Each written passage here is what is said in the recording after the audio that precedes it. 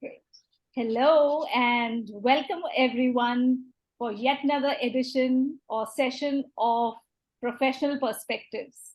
This time we have with us the very talented, the very sensitive, and the very empathetic Afia Chrappah. I hope I pronounced it well. Great. So Afia is into project delivery and is a product development expert. To begin, Afia is from Ghana, Accra, actually. And when she was 5, she migrated to Columbus, Ohio. And of course, being in the US from the age of 5, her experience in the education system spans from attending public schools, university, and then transitioning into an educator and school social worker. Wow. We are just waiting to hear your experiences, actually.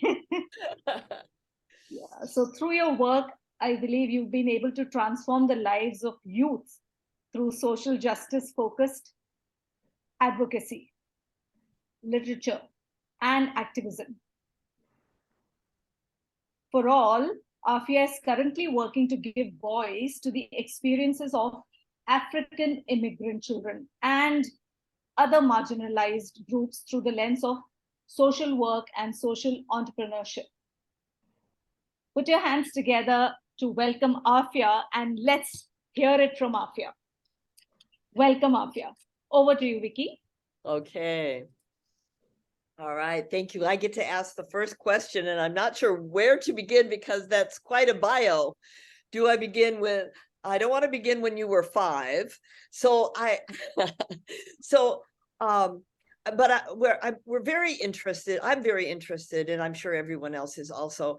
If you could tell us a little bit how you came to be passionate about social work along with business. How do those two mix, and how did you become passionate about trying to get them to fuse?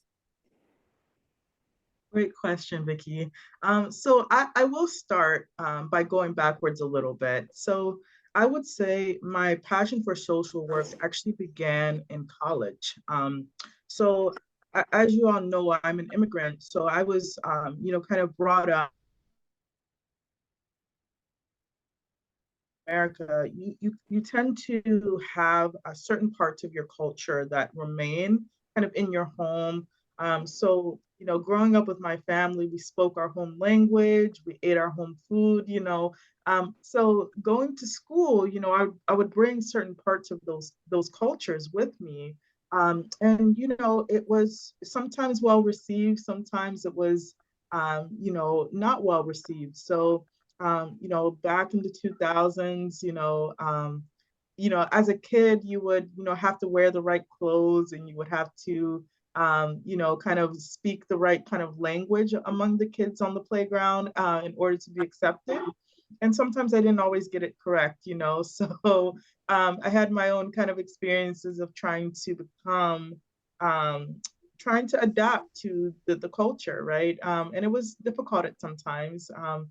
So I think those experiences led me to want to understand education a bit more and understand, just how, culture works, right? So as I kind of transitioned from high school into college, I started to learn more and more about American history. And it kind of shocked me, all of the difficulties of American history. I was taught, at home, like, everybody's treated equally in America. America is like, the greatest country in the world. It's like there's no flaws, and you'll always be happy in America. And as I grew up, that became further and further from the truth for me. So I desired to understand it a little bit more.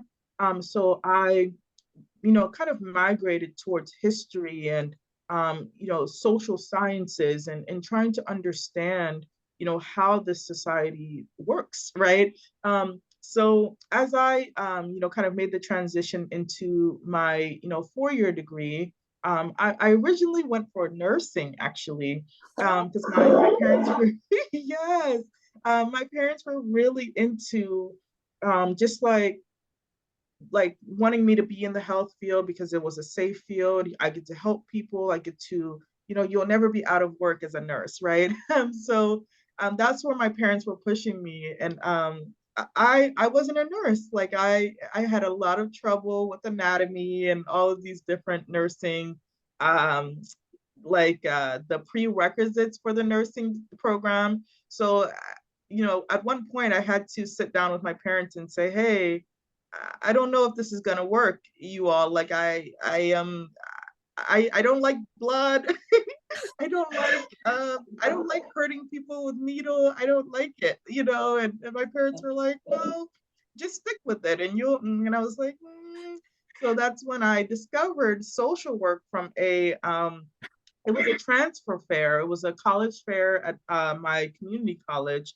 And somebody introduced me literally to the field of social work. And I was like, wow, getting to advocate for people, getting to, be a scientist a little bit. And then also being a specialist in behavior, right? So these were all things that kind of, spoke to me. And I was like, whoa, this is my career. Like, I want to be a social worker. So that's kind of how, my passion for social work began. And then, in college as well, as I kind of ventured into social work, I started to understand the intersections of, social work and business, right? Because at the crux of every business is a need and a desire to support others through a service, right?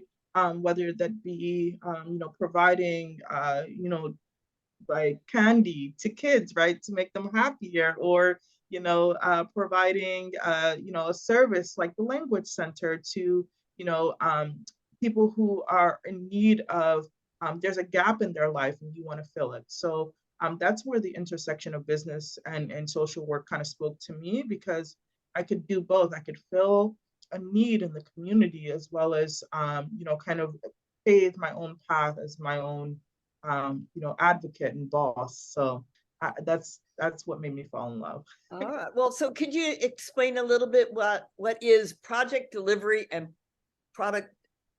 Well, I understand product development, but project delivery, yeah, I don't really. Could you understand, or could you explain? Sorry, and help us understand what exactly you do? Yeah. So currently in my like career, I am an enrollment specialist for an organization that supports women and moms to really pay the path for their own careers through scholarships and Oh, through wow. learning opportunities, right? Uh-huh. But in my, in my business, in my, personal kind of endeavors, I have several products that are aimed towards immigrant youth. So literature is my first love. Literature is something that is so near and dear to my heart. So I actually write children's books through the immigrant lens for immigrants and their communities, so that the experiences that I had as a young person will be able to be translated into books and to services, so that all the immigrants that kind of are coming after me have a lens and a platform to really speak about the joys and the difficulties of their journeys, right? So Wow. currently, I have a book called The Journey of Ama Kitswa, and it's translated into the journey of little Ama. Um, and Ama stands for, a girl or a woman who was born on Saturday, in the Tree language, in my language. So that book is really my first attempt to give voice to immigrant youth, and talk about the journey from one country to the next. Wow, that's fantastic. Do you still speak your language fluently? Um, no, I would not say fluently. I speak it. I understand it more than I speak it. Uh, It's very difficult in America to retain your language sometimes. So I do the best I can, but no. I understand. My son was, we raised him in Russia, actually, in Central Russia. And so he spoke fluent Russian, but now it's, well, his vocabulary is more like a 12-year-old than a 25-year-old, I guess I could say. But okay, over to you, Anita. Great. Thank you. Afia, we've heard about your passion and we know about your work. What does a day in your life look like? Oh, good. I was hoping you'd ask that question.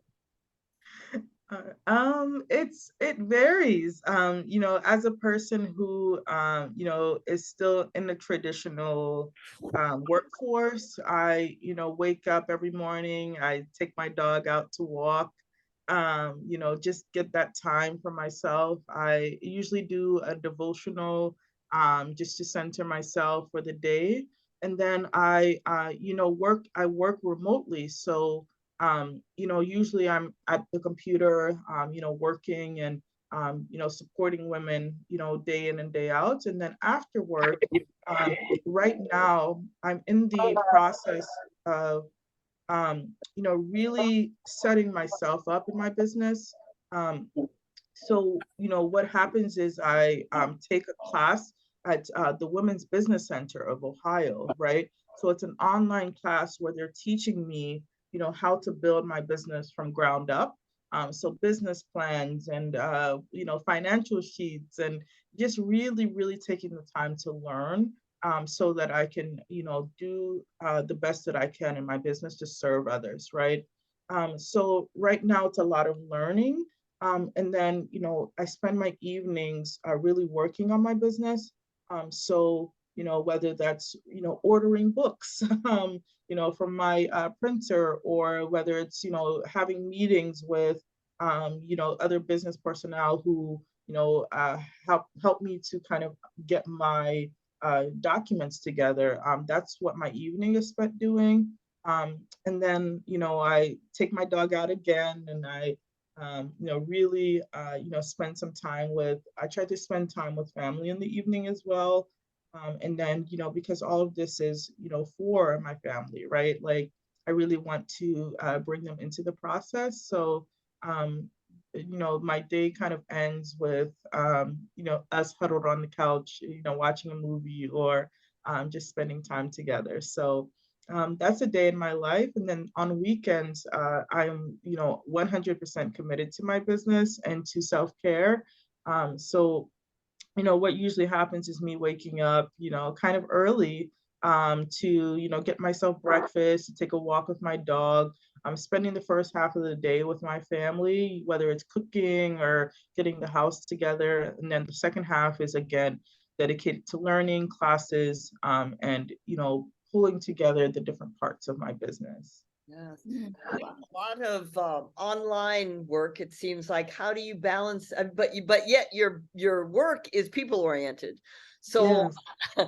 what do you do socially for with other people or with the immigrant students that you're, trying to serve?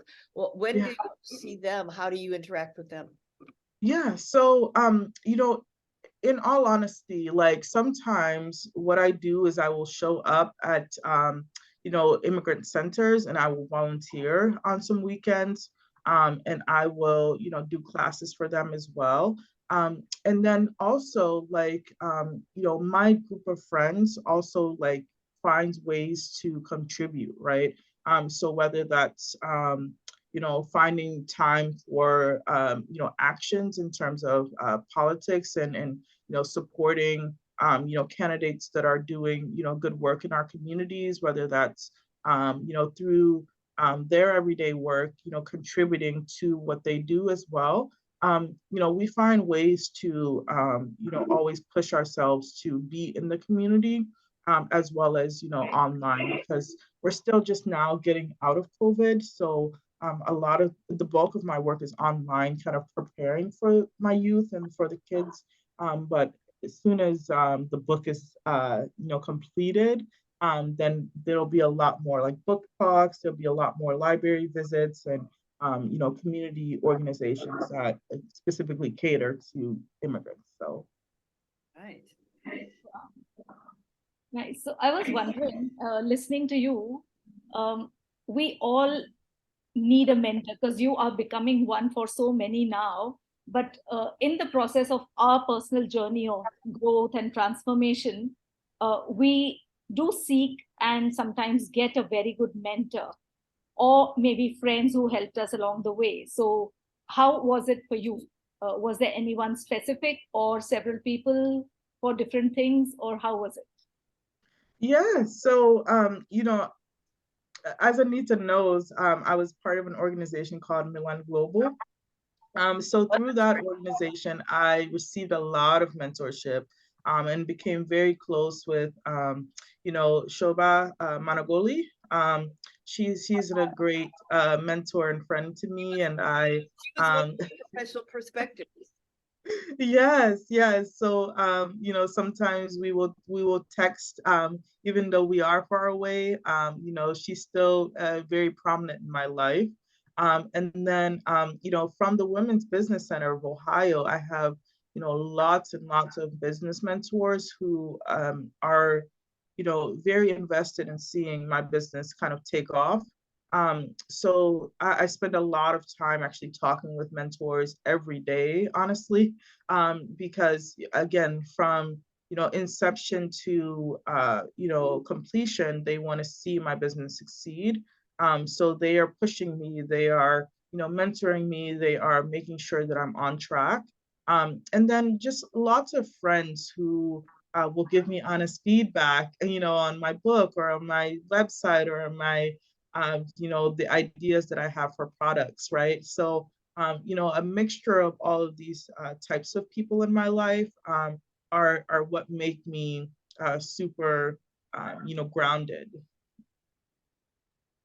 Wow. You mentioned setting aside the setback of getting into nursing and then changing.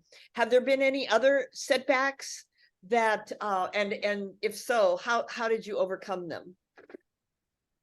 Yeah, so I think the biggest setback for me in my journey is a lack of self-confidence, right? And we don't really like to speak about it, right? Sometimes we like to kind of brush over it, and um, I have to be honest. My first book, it has taken me 5 years to get it on paper and to get it printed and to get this far in my journey. Just because throughout my journey, I have been doubting myself, right? Like, is my story really important? Will it touch children the way that I want it to? Um, and just lack of organization as well has been sometimes um, a barrier for me. So taking this time this year, one of my New Year's resolution was to really get organized in my life and really determine what I want to do, right? Who I want to be, what I want to do, and how I want to go about things. Um, how do I say this? Like, getting organized was one of the ways that I overcame those barriers, and then really making some tough decisions about what I want to spend my energy doing, and how I want to impact my community, right? Because we only have a certain amount of hours in a day. So one of the biggest setbacks that you could face is just never getting started, right? Wow. That's kind of profound, actually, to think about that. I mean, you have a dream and you just don't get started. Is that what it's, yeah. Yeah, or you doubt yourself to the point where every time you get started, it's like, is this really for me? I don't know. Let me start over and let me start over and let me start over. So one of the things that was really, really um, profound for me in my journey as an entrepreneur is the concept of a minimum viable product, right? So I was so focused on perfection, right? That you know, if every word of the book was not placed in the proper place, if every you know, sentence didn't make sense, I would scrap the whole book and say, oh, we have to start over. But, you know, my mentor really sat me down and said, Afia, what is the minimum viable product, right? What is the minimum amount that you can put out into the world? And then as you receive feedback from your communities, as you receive feedback from the people that you really care about, you know, being impacted by the book, that's when you would go back and make changes, right? But if you never put out the book, you'll never get that feedback and you'll never know what changes to make. And you'll be in your house saying, you know, this book is not ready. The book is not ready, you know, and you know, and I just had to take that feedback because it was really super profound for me. Minimum viable product. You know, what is the least amount that you can put out into the world and receive, you know, whether it's thoughts, comments, feedback, whatever it is, take it and then make the next product better. Let's try to expand on that a little bit, because it makes me, you know, you thinking of words and I'm thinking of language, right? So let's talk a little bit about language and how important it's been, and language, communication, culture, the things that make language all that it is. How important do you think it is in the work that you're doing? It is very, very, very important because I don't know, there was a quote that really changed my life.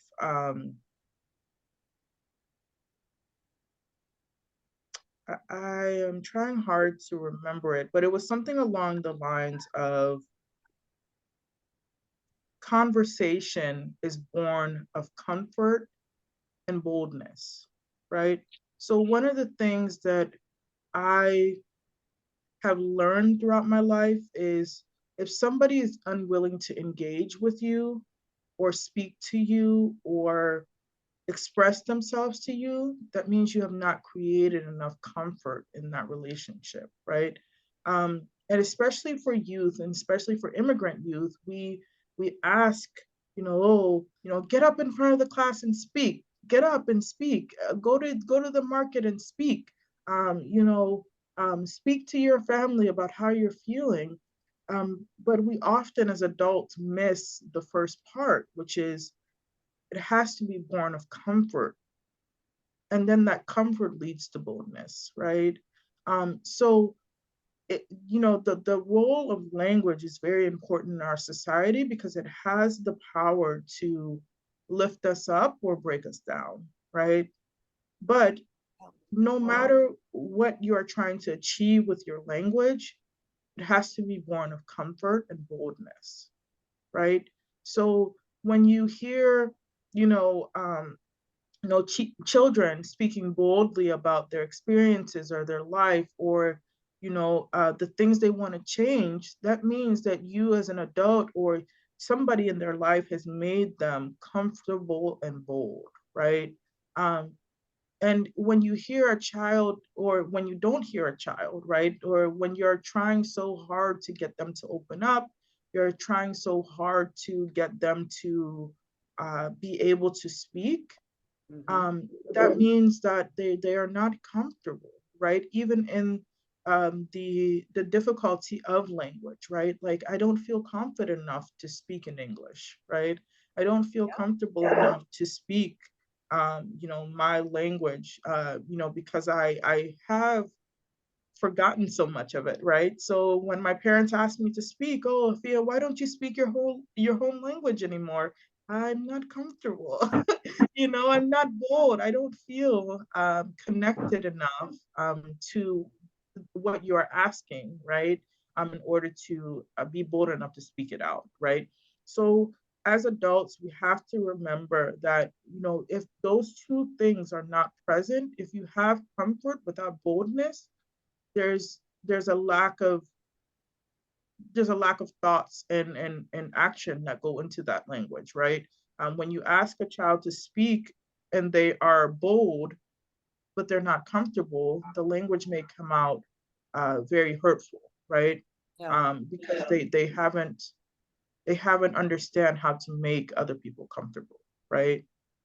So I think that's a very, very important question, and Yeah. one that I'm slowly learning how to answer.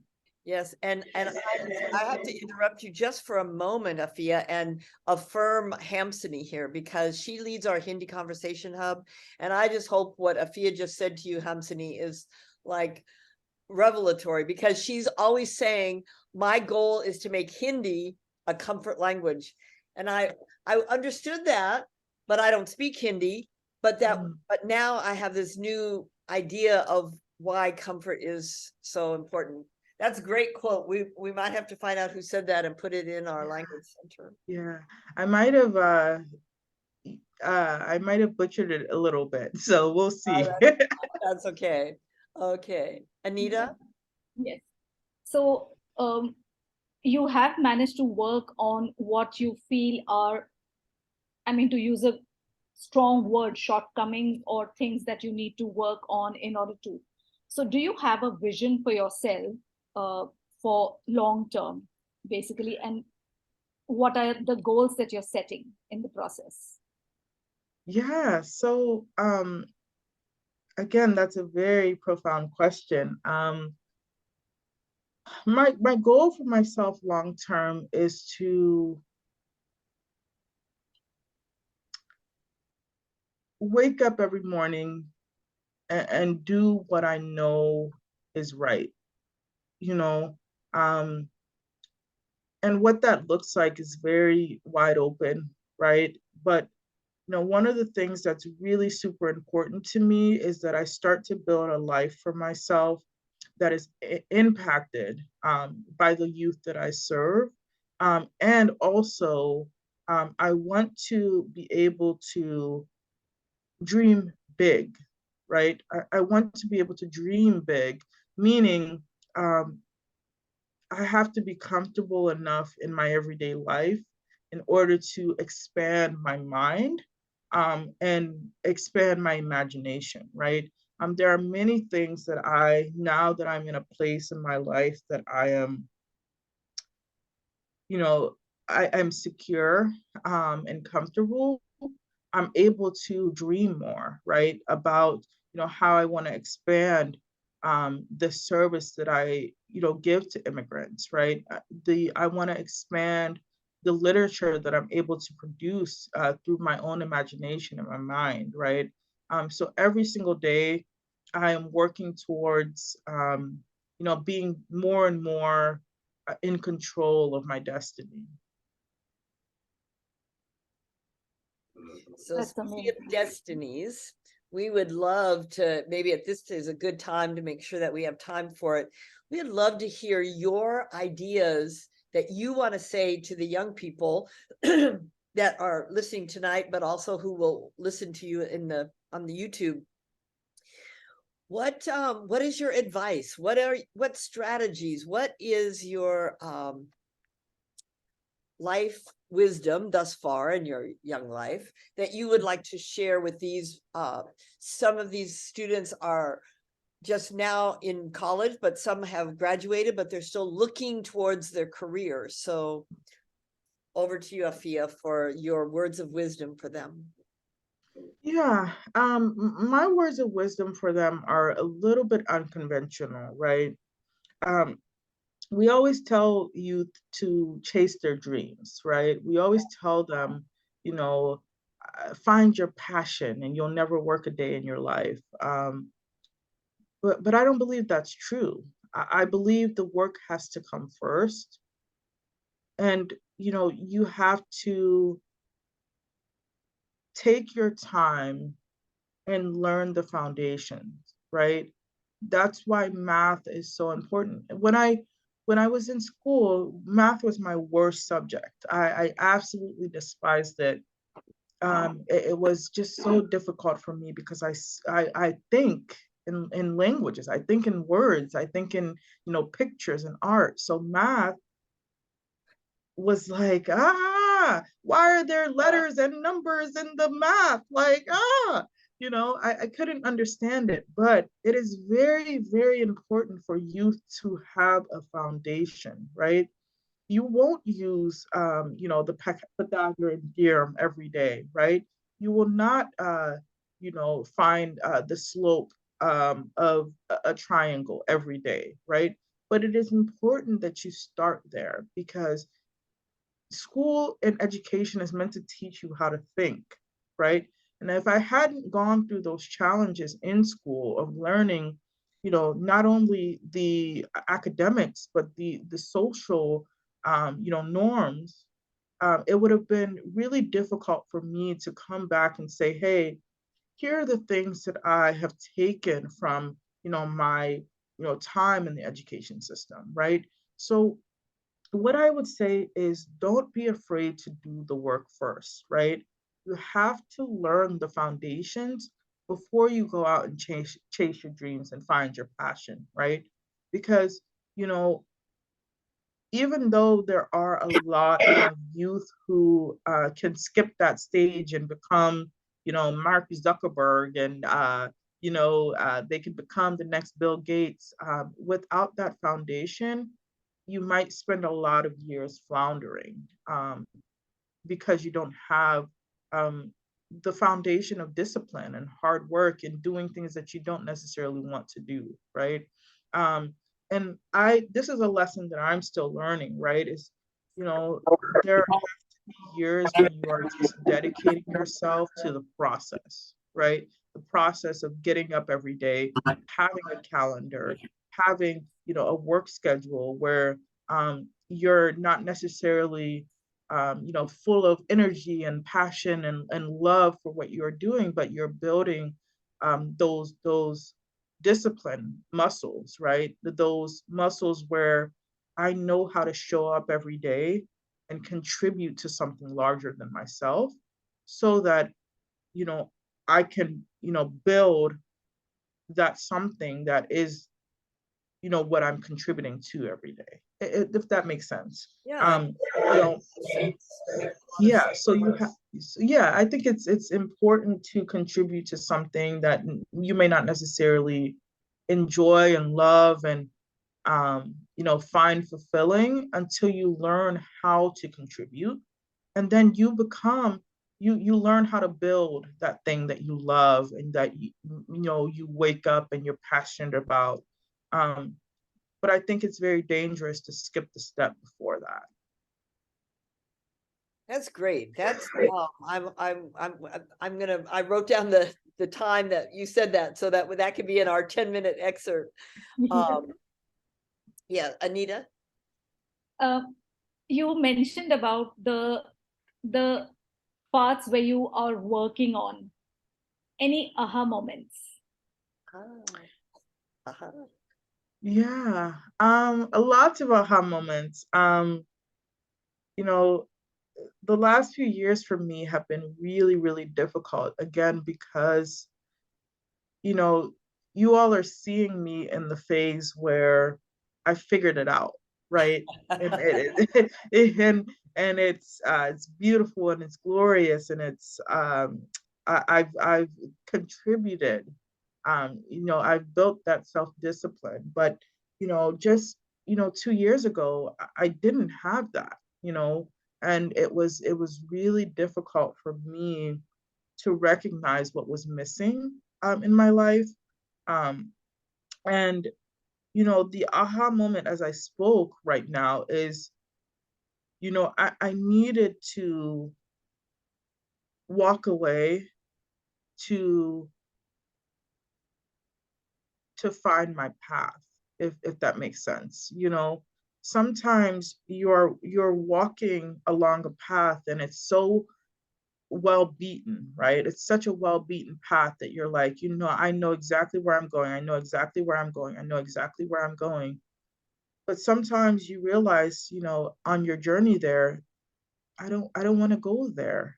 Even though I know exactly where it's going, I don't necessarily want to go there. And starting to walk the other way is such it's a very difficult decision, right? Um, especially when you don't know how to start over, right? If you don't know how to begin the journey again, it's like, why would I choose to start over? Like, I know where I'm going, right?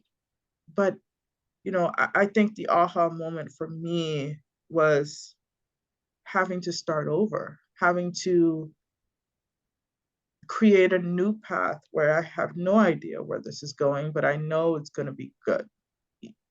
So yeah, that I think I'll pause that there. Yeah, I'll have to contemplate that a lot at the stage where I'm at. See, you're never too old, you guys, to not be thinking about the things that are new dreams and new goals and new inspirations. I'd like to go ahead then and open it up to our audience.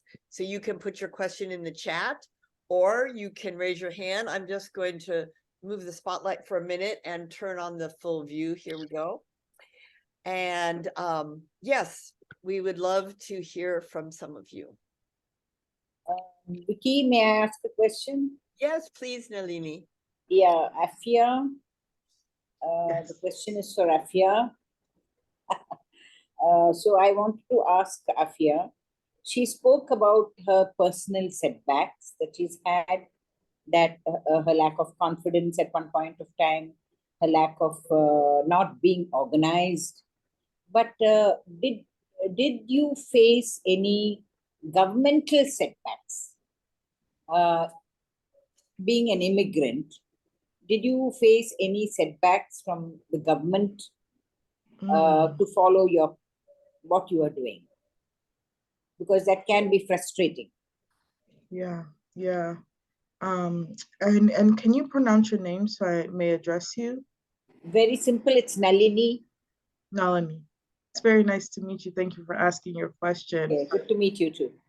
I don't know how deeply to go into this question, but it's very very important.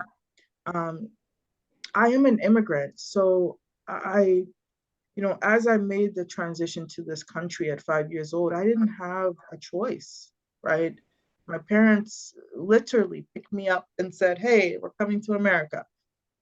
And I said, "Oh, okay," you know. But I will say the journey to this country as a legal immigrant is very difficult. And this is something that I struggle to speak about because it's such a taboo topic, right? Right. But the biggest barrier to immigrants is the American government sometimes, because if you don't have the right documents, if you don't have the right amount of time in this country, and if you don't have the right amount of money, you cannot be a legal citizen in this country. Yes. And it is the most heart-wrenching phenomenon that I have ever encountered. And I am one of the lucky ones who didn't have to endure such difficult phenomenons, but I'm surrounded by immigrants who are in the throes of difficulty even now, right now, Yes. right? There are millions of youth in detention centers right now as we speak, Right. just because of decisions parents made, and they don't have the right documents, and they don't have, the right amount of, timing in this country, and the right amount of money for the correct documents, and they don't have the language to be able to say, "Hey, I need help. I don't know, how to do this the correct way. How do I become an American citizen? What is the process, right?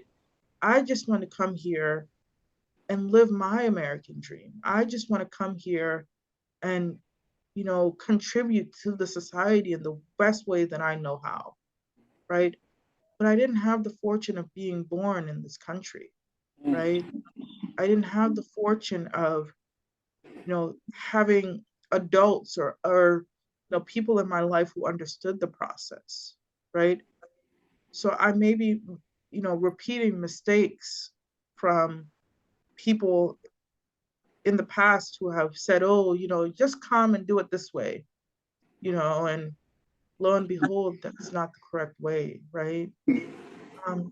So I would say, Nalini, it's a very complicated question, but yes, there are lots and lots of bureaucratic barriers. Yes. Yes. Yeah, I mean, and in many countries, I mean, Yes, Yes. many. if you just think about it, I don't want to leave India next week, but I'm Right. forced to leave. Right, because I have no absolutely. way to Yes. stay. Yeah, yeah. Yes. Yes. Good And, question. and globally, I have to say, this is something that I'm fighting for, because we should be able to we should be free to move about the world, because it is our world. Yeah, Yes, right. But that is not the Absolutely. reality of the situation that we are facing right now. And globally, we need reforms, Yes. because, staying for 30 days, staying for 60 days, why does it matter? Yes. Paying $200 for a piece of paper that says, oh, I can stay, for 2 years, but I have a baby, or, my brother is here and he's sick. I need to stay. We need global reforms now. Yes, we do. It's not Thanks. a Yes, pleasant very good point. Very good. Absolutely. Absolutely. Thank you. Vicky, I asked this question especially because I had my daughter in mind.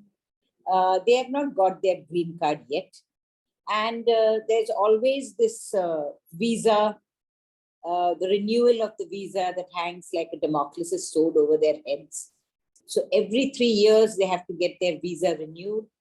And if that renewal doesn't come, then they'll have to get back to our country. And children are of an age where they will not like India anymore.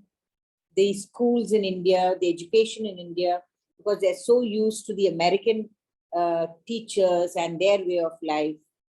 So it's always at the end of 3 years, there's a lot of, anxiety in me as a mother, in them also.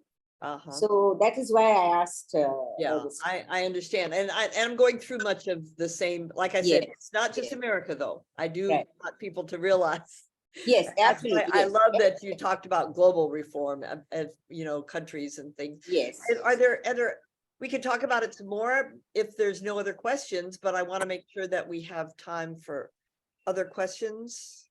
Anyone? Ask away, ask away.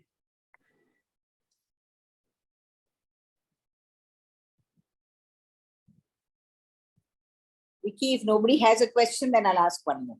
Okay, I guess. Go ahead. No, I mean, we opened it up and nobody had, go ahead, Nalini. Afia, you spoke about your love for literature. I'm very curious to hear what you meant by that. What kind of books do you read?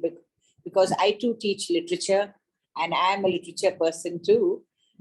So when you spoke about literature, I quickly wrote it down saying I must ask her what kind of books you read and how have they shaped your life? Great question. Yes, so I will start from childhood. My favorite books as a kid were the Anansi the Spider books and series. And as I grew up in America, I fell in love with chapter books that were centered on school experiences, right? So books like Junie B. Jones. I don't know if anybody remembers those books, but those were my first introduction to longer books that were about, again, the educational experience. And then as I grew up, I witnessed this life-changing TED Talk by an author named Chimamanda Adichie. Yes. I Yes, the danger of wonderful communication. story. Wonderful, yes. Yes. So, throughout the years, I've gone out and bought, every single book of hers, and she is my favorite author. My favorite too. Yes, just because I've never really experience being centered in African literature, right? And just understanding different experiences from, the continent in a fiction book was a life-changing experience for me. Americana is an amazing book as well. And then I think as a global citizen, I'm in love with books from authors like Khalid Hosseini, like the A Thousand Splendid Suns and Kite Runner, yes, and and books like that, because it pulls me into the global world, right? So I am expanding myself as a children's book author. I kind of that is my kind of frame of reference when I'm writing my books. I want them to be playful and colorful, but impactful as well, to tell a story, because we are organizers in our own sense, right? We are world changers in our own sense, right? And I cannot deny that part of myself. So I hope to be the type of author to continually push tough conversations through literature. And do you have any of your, before I call on you, Manish, just 1 second, do you have any of your books published yet that are? So not yet. They're very close. By the end of the year, they should be. I have a shipment of books on its way. So I'm, again, just slowly building my business, building building everything around the literature that I've written. So it'll be very ready very soon. Okay. All right, Manish, did you have a question? Yes, ma'am. And what are the things motivate to you to do social work? And next one, how will you address young generation to do social work instead of investing their time in a digital media? Mm-hmm. Okay, so your first question was what makes me interested or passionate about social work? Yes, exactly. Okay, so honestly, the state of the world. I have done a lot of work when it comes to building passion, right? Around the idea that I'm here for a reason, right? I'm here to make a change. I'm here to make a difference in the lives of youth. I'm here to push boundaries and make people upset, about, the various intractable problems of our society. But I'm also here to inspire, right? I'm also here to really, through the lens of social work, push conversations that will propel our society into a new era of kindness and a new era of justice and a new era of justice. It's a calling that is very, how do I say this? It's very pressing to me.